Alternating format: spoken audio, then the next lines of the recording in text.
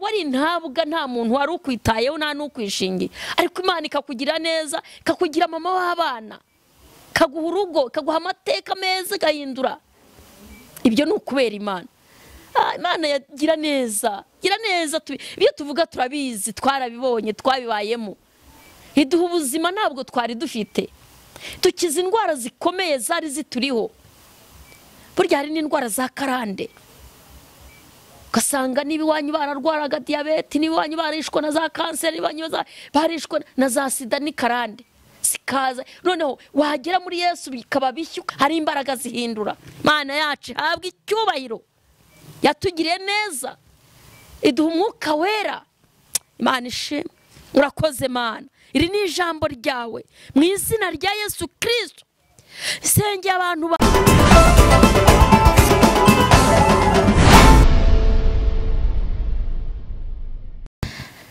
Imana ishimwe. Imana yacu ihabwa icyubahiro. Ni Gatera Jose guturuka muri Philadelphia nkuko bisanzwe.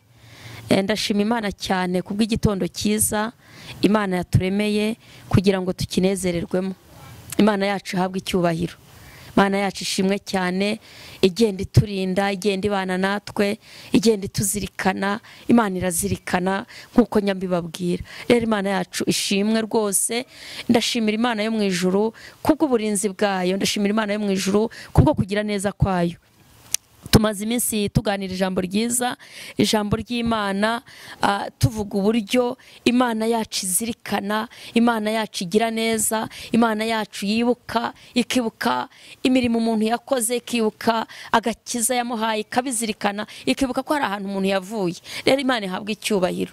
Ndabashimiye namwe abadusengera, abadushyigikira, abadufasha amaboko, abadukurikirana mwese, abasengera uyu murimo wawushyigikiye. Imana y'amahoro ibagirire neza. Ndashima Imana cyane yo mu ijuru kubw'umurimo mwiza ikorera muri twebwe. Imana ishimwe. Uyu munsi ndagira ngo tuganire ku ijambo ryiza rivuga ku mbaraga z'amasengesho. Imbaraga z'amasengesho. Hari imbaraga z'amasengesho zihindura. Imbaraga murazizi. Imbaraga murazizi.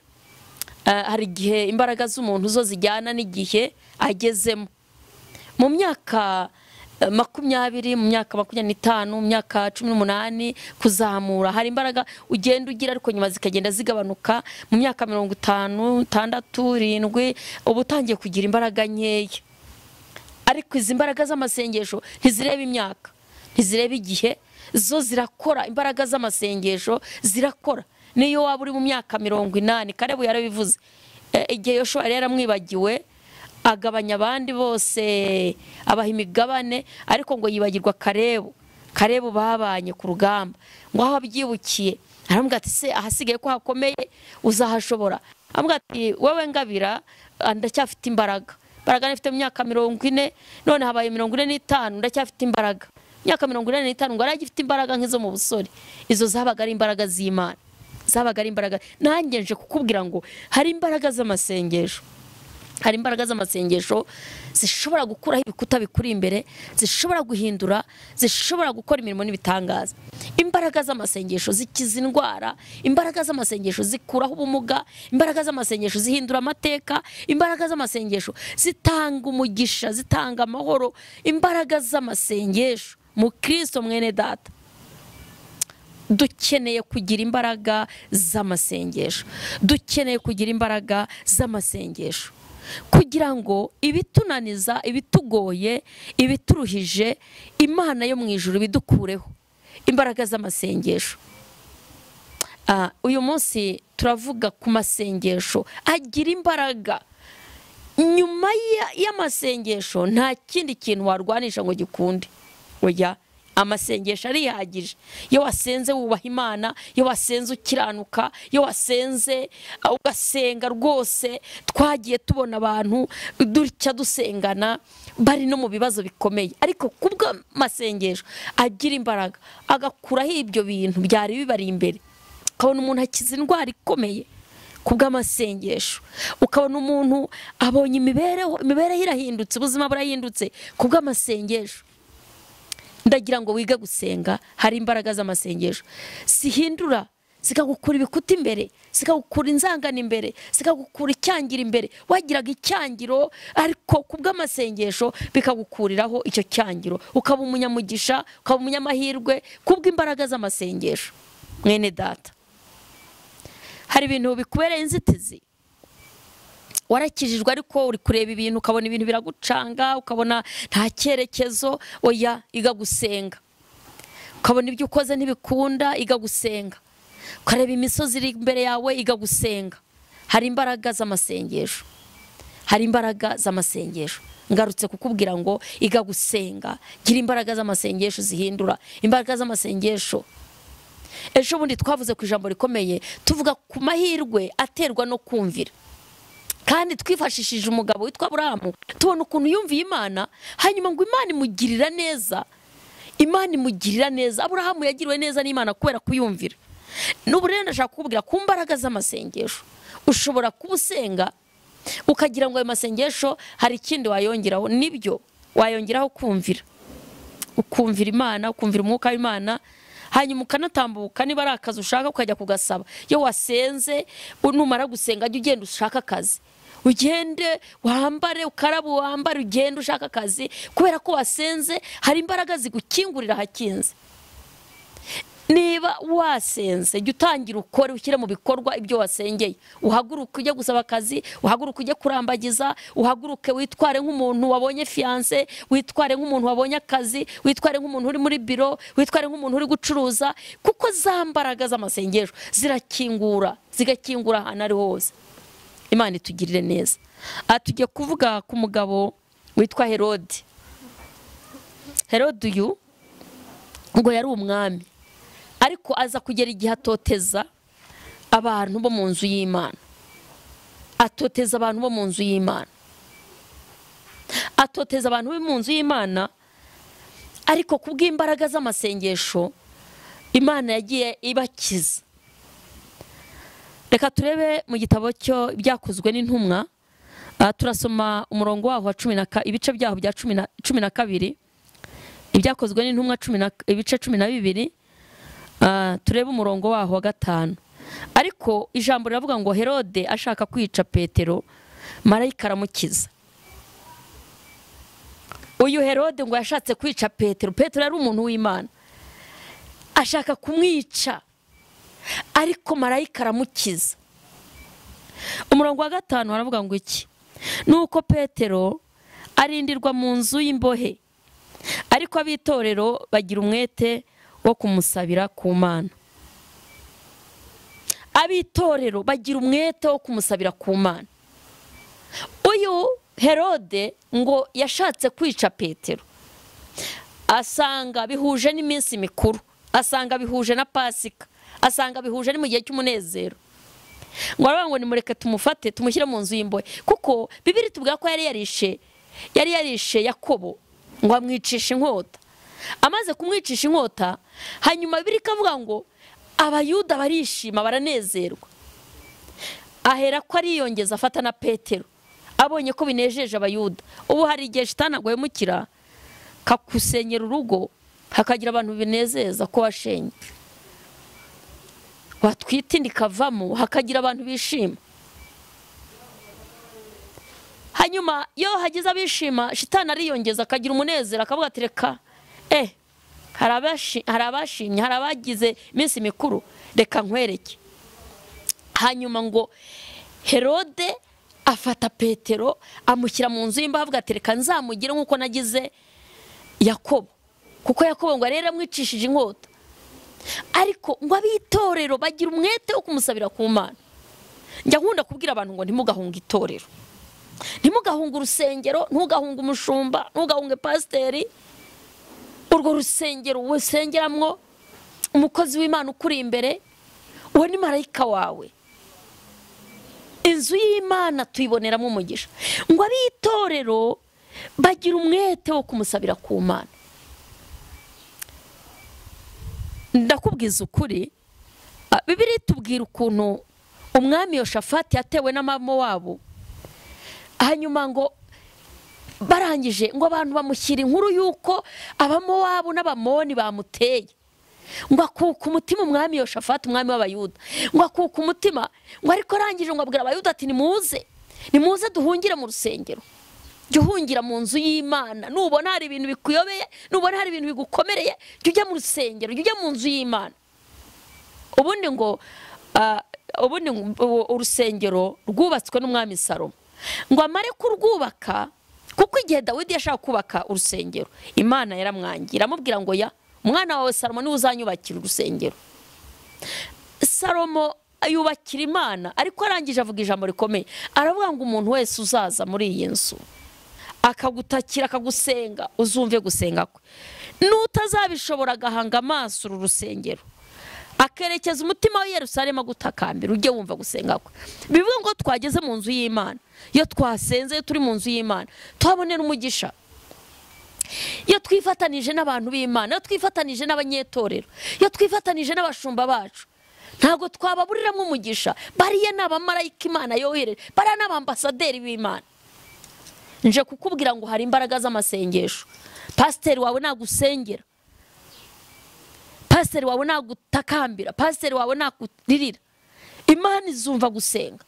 Uyu Herode yafashe Petero amushyira mu nzu y'imbohe, ngo amurindisha abarinzi 16, ngo bane, ngo yarashaka kumwica ngo iminsi mikuru irangiye.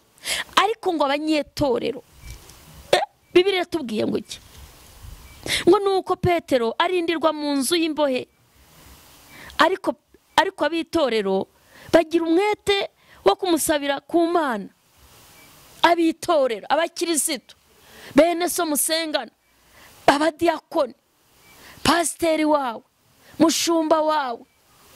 Nkunda kubivuga, njya mbona abantu benshi ugasanga umuntu agiye mu butayu gusenga, ku cyumweru ari mu ishyamba, ari mu misozi. Cyumweru ni iteraniro, kajya mu nzu y'Imana ugaterana, yaba ari gaburo, korari zikaririmba ureba, hanyuma abashumba bagahaguruka akabwiriza ureba, hanyuma ukajya ku igaburo ryera. Teraniro Imana iri bamwe ryicaramo. Ntimugahunga itorero. Hari abantu bahunga itorero ugasanga bari mu mazi, noneho ugasanga kuwa mbere kwa kabiri n'ubuzima bwo gusenga mu mazi mu misozi. Ntabwo ari bibi kujya kwiherera n'Imana aho hantu hose, ariko ukazirikana ko kujya mu iteraniro ari ikintu cy'ingenzi. Icyifuzo cyananiranye muri Bukahana, Bibiliya tubwira ko y'umwaka washiraga bajyaga ishiro mu rusengero gutamba ibitambo. Mwari mwabona abantu batanga amaturo ku musozi? Mwari mwabona abantu batanga amaturo mu nzu mu mazi, cyangwa n'ahandi hose basengera mu butayu? Tubitanga mu rusengero. Mu rusengero niho tubonanira n'Imana, ni Imana tubonanira nayo, niho dukirizwa, niho twakirira agakiza, niho twaturira. Aba rero ngo abitorero bagize umwete wo gusabira Petero ku Mana, hanyuma Imana yohereza marayika wayo. Kubera ko bire yatubwiye ngo Herode ashaka kwica Petero, marayika aramukiza. Marayika araza, marayika w'Imana araza akiza Petero. Nubu umukristo mwiza, nubu umukristo ukunda gusenga, nubu umukristo ukunda Imana, Imana izakohereza marayika. Ufite marayika wawukuragira, ufite marayika ukurinze. Hanyuma ngo Petero arindirwa mu nzu y'imbohe, yari bwicwe iminsi mikuru irangiye. Kubera iki? Herode yari yishe Yakobo, ngo abona abayuda baranezerewe, ariko abitorero barahuguka baravuga ati ariko Herode ari kutumaraho abantu. Nubwo ntacyo twakora imbere y'umwami Herode, iyi dosiye irakomeye, ariko reka dusenge, tujye mu rusengero, reka dusenge, twegerane dusenge. Bagira ubumwe, barihuza. Umuririmbyi w'Umuswahili ajya akunda yararimbye ngo umoja ni nguvu, matengano ni udhaifu. Mureke rero ubumwe n'imbaraga, ubumwe n'imbaraga. Abitorero bashyira hamwe baravuga ngo dusengere Petero. Nubwo dosiye ikomeye iri mu maboko ya Herode, ariko dufite Imana, hari imbaraga z'amasengesho. imbaraga z'amasengesho turazizeye. Imbaraga z'amasengesho zirakora, imbaraga z'amasengesho zirahindura. Rara sikarabone foya. Yewe mwene data, ntibikakuyobere warakijijwe, ntibikakuyobere waramenye Kristo nk'umwami n'umukiza. Ni byose. Muririmbyi w'120 aravuga ngo mwijuru imbere y'Imana mfite umuntu mvugira. Mwijuru imbere y'Imana mfite umuntu mvugira. Ufite umuvugizi ngo bamwita Rukundo, ngo nta mwanzi wamunkuraho kubera iki ufite ubwoba. Sinzi gereza urimo, bwaba ari ubukene, bwaba ari ukuba wenyine, byaba ari ubukode, byaba ari inzara, byaba ari inzangano, baba ari abarozi, nawe ashobora kuba ari gereza urimo. Ariko Imana ifite abamarayika yakohereza.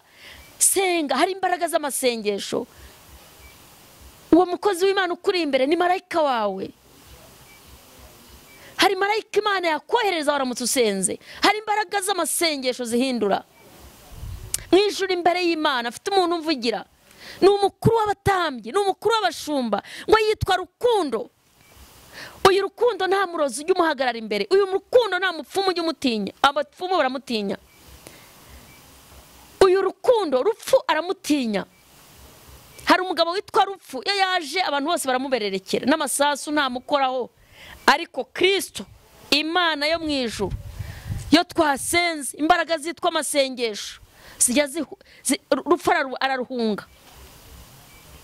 Ndagira ngo rero mwene data, uyu Herode yaragiye kwica Petero. Herode yashaka kwica Petero, nawe sibishaka kukwica. Sinzi ubwo ufite bw'urupfu. Waba utinya kanseri, waba utinya diyabeti, waba utinya malaria, indwara yose ishobora kukwica. Ariko hari marayika wawe wagukiza. Ndashaka kukubwira wowe, sinzi ahantu ufungiye, ariko Bibiliya itubwiye ko Petero yarafunze, yari mu nzu y'imbohe. Ngo abitorero bagira umwete wo kumusabira ku Mana, bagira umwete wo guhamagara Imana, bagira umwete wo kwikomeza ku Mana. Ntago bari bazi ko Imana iri bukore. Birashoboka ko basenga bavuga ati Mana uzamwakire, yari umukristo mwiza, uzamwakire. Ariko kandi noneho mu gusenga Imana ijya inyuranya ibihe. Mu gusenga Imana ijya yigaragaza. Kuko njya nsoma igitabo cy'Abefeso ibice byaho 3:20 bavuga ngo ibasha gukora ibiruta ibyo dusaba, ibasha gukora ibiruta ibyo twibwira, ngo nkuko imbaraga zayo zingana izidukoreramo. Imbaraga zidukoreramo, imbaraga z'amasengesho zibasha gukora ibiruta ibyo twibwira. Raya serebone foya. Imbaraga z'Imana twizeye, imbaraga z'Imana dukorera zibasha gukora ibiruta ibyo twibwira. Ufite ubwoba bw'iki? Ngo ibintu byarahenze, ngo nta kazi, maze imyaka myinshi mu bushomeri. Ahari kurira kwararira umuntu, ariko mu gitondo impundu zikavuga. Hari imbaraga z'amasengesho zihindura, hari imbaraga z'amasengesho zitanga icyerekezo. Abitorero bagira umwete wo kumusabira ku Mana. Abitorero bagira umwete wo gusabira Petero. None nutaba mu itorero, none nutaba umukristo, ninde uzagusengera? Burya umuntu ukunda itorero n'abakristo baramukunda, n'umushumba waramukunda. Umuntu ukunda itorero akunda n'abantu b'Imana, nawe kandi bakamukunda.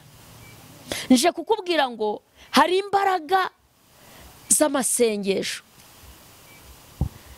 Bibiliya tubwira umugore witwa Hana ngo yarasenze, arasenga, ariko kandi ngo nta mwana yagiraga. Nta mwana yagiraga, ariko kubw'imbaraga z'amasengesho zaje kumuha umwana. Munsi umwe ngo ari mu nzu y'Imana, ngo abandi baragenda batanga ibitambo barataha, bamukora haranga bagati giyewe ndasigara. Ngo arakomeza arasenga, ntukave imbere y'Imana utarasubizwa. Ngo kubiteho iminsi mike, amezi 6, umwaka umwe, ngo Imana ngo biratinze. Wowe kwa kwihanganiye igihe wari mu byaha.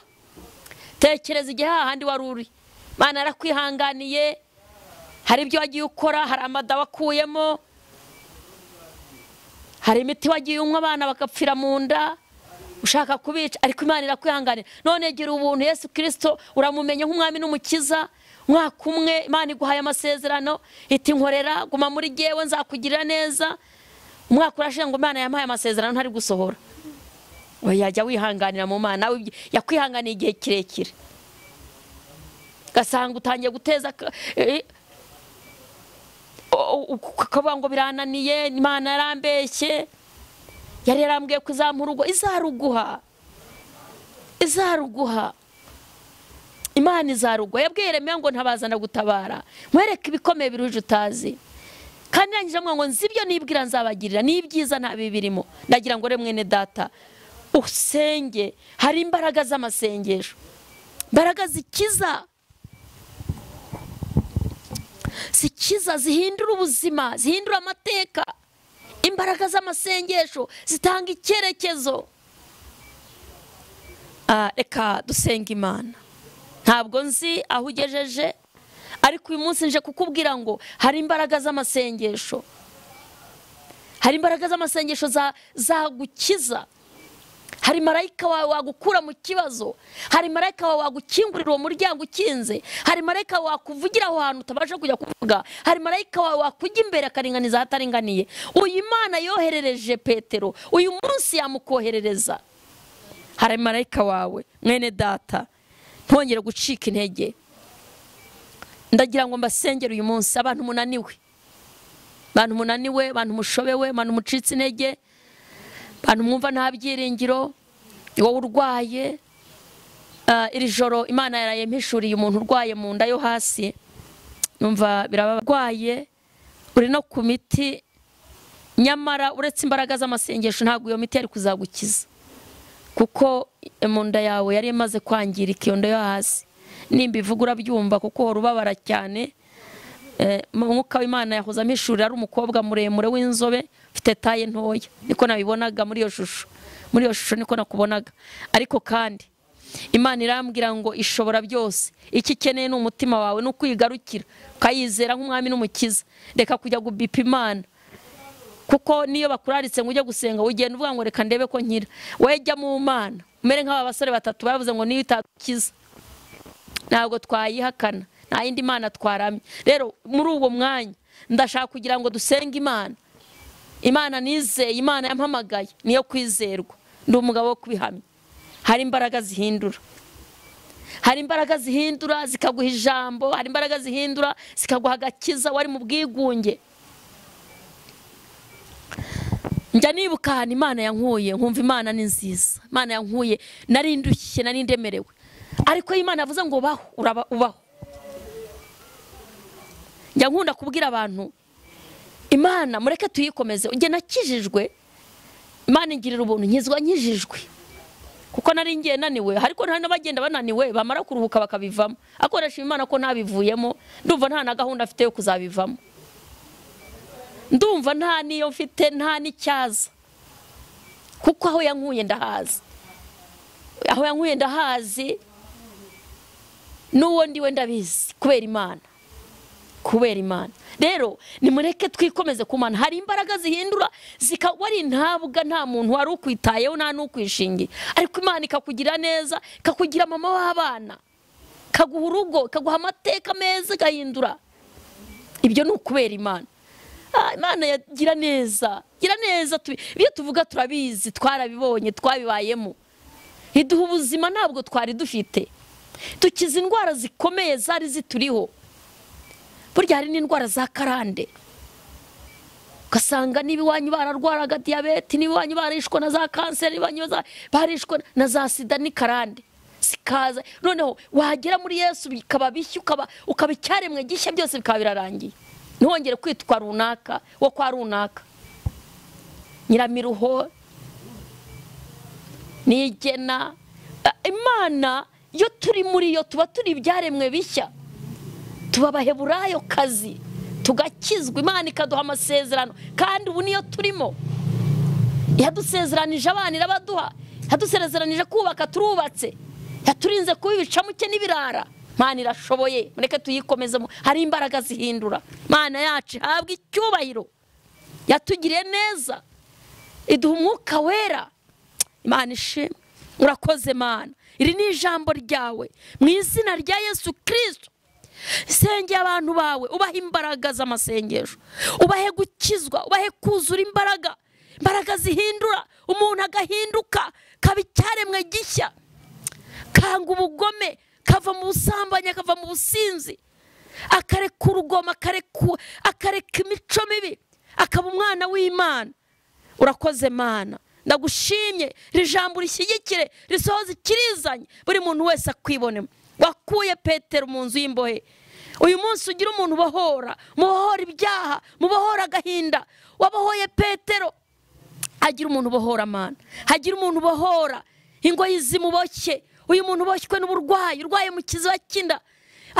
Iyi miti ntakiri gukora, ariko urakiza, mukize Mana. Uyu muntu ufite ubwoba bw'urupfu, uri Imana yanesheje urupfu, wageze kuzimu urupfu Mana, wambura shitani funguzo, kandi ngo urupfu warumize bunguri. Mu izina rya Yesu Kristo w'i Nazareti, gira neza ubwoko bwawe, baha amahoro, baha umugisha. Jambo ryawe nirikore operasiyo, risohoze icyarizanye. Hagira umuntu ukizwa, hagira umuntu uhindukira, hagira umuntu ugira amahoro. Mpesheje umugisha ubwoko bwawe, abadukurikiye, abumva bashobewe, mu izina rya Yesu. Twese waduhaye amahoro, ndakuzi, ndi umugabo wo kuguhamya. Uri Imana ishobora byose. Urakoze Mana, utanga abana ndabizi, utanga ubuzima, utanga ubuzima. Umuntu akabaho nta kibazo afite mu mubiri, umuntu akabaho nta mitanywa, umuntu akabaho ari muzima. Narabibonye, urashoboye, uri karuhura. Urakoze Mana, ruhura abarushye, kiza abarwayi, uri Imana ikiza indwara. Mu izina rya Yesu, tanga ubugingo kandi bwinshi. Bantu nibakubone, bantu nibaruhuke, bantu nibakizwe, bantu nibabona Imana. Urakoze Kristo wa Nazareti,